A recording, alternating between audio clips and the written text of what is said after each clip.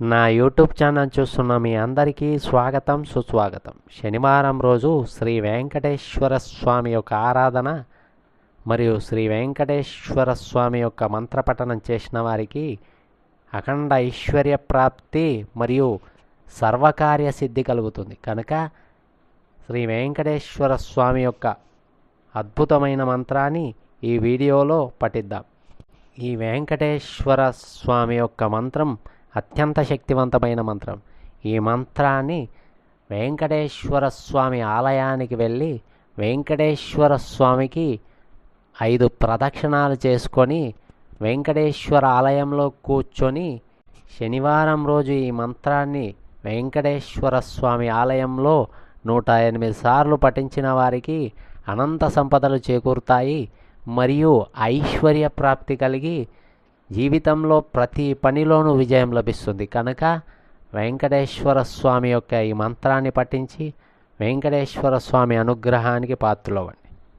మంత్రం: ఓం నమో వెంకటేశాయ కామితార్థప్రదాయినే ప్రణతక్లేశనాశాయ గోవిందాయ నమో నమః. ఓం నమో వెంకటేశాయ కామితార్థప్రదాయినే ప్రణతక్లేశనాశాయ గోవిందాయ నమో నమః. ఓం నమో వెంకటేశాయ కామితార్థప్రదాయినే ప్రణతక్లేశనాశాయ గోవిందాయ నమో నమః. ఓం నమో వెంకటేశాయ కామితార్థప్రదాయినే ప్రణతక్లేశనాశాయ గోవిందాయ నమో నమః. ఓం నమో వెంకటేశాయ కామితార్థప్రదాయినే ప్రణతక్లేశనాశాయ గోవిందాయ నమో నమః. ఓం నమో వెంకటేశాయ కామితార్థప్రదాయినే ప్రణతక్లేశనాశాయ గోవిందాయ నమో నమః.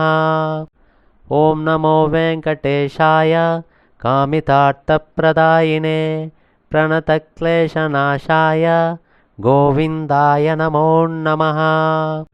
ఓం నమో వెంకటేశాయ కామితార్థప్రదాయినే ప్రణతక్లేశనాశాయ గోవిందాయ నమో నమః. ఓం నమో వెంకటేశాయ కామితార్థప్రదాయినే ప్రణతక్లేశనాశాయ గోవిందాయ నమో నమః.